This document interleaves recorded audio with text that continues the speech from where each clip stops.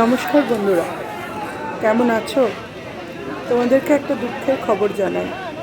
New আলিপুরদুয়ারে হঠাৎই cylinder blast করে খুব আগুন লেগে যায় এবং সেখানে দমকলের সমস্ত বাহিনীরা এসে সবার সম্মিলিত প্রচেষ্টায় আগুনকে আয়ত্তে আনার প্রচুর চেষ্টা করা হয়, কিন্তু দুঃখের বিষয় সেই আগুন নেভানো যায় না।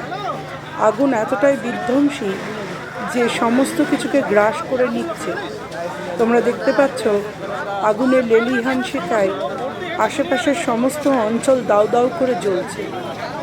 খুব দুঃখ লাগছে সেই সমস্ত পরিবারদের জন্য যারা এই আগুনের দ্বারা ক্ষতিগ্রস্ত হয়েছে।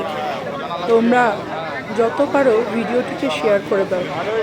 প্রচণ্ড কষ্ট, চোখের জল, বেদনার হাহাকারে চারিপাশ ভারাক্রান্ত। আমিও গেছিলাম সেই আগুনের লেলিহান শিখাকে দেখতে, কারণ তখনও পরপর সিলিন্ডার ব্লাস্ট করে চলেছিল।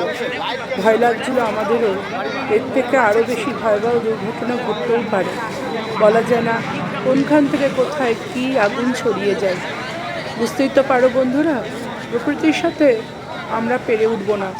তাই আমরা সকলে মিলে এসো প্রকৃতিকেই স্মরণ করি এবং যাতে মানুষের আর কোনো ক্ষতি না হয় সেই চেষ্টা করি, পুজো করি, তাকে উপাসনা করি, ঈশ্বরকে সন্তুষ্ট করি আমাদের সৎ কাজ, ভালোবাসা, সততার মধ্যে দিয়ে।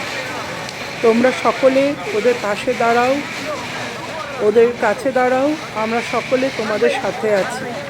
নমস্কার বন্ধুরা।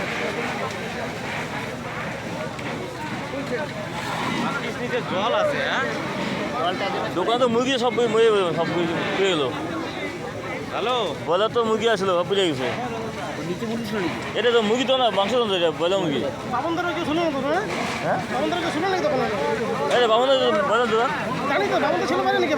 না না, বন্ধ হয়ে গেছে বলে। আরে আমি খালি ঘরে যাই বসলাম।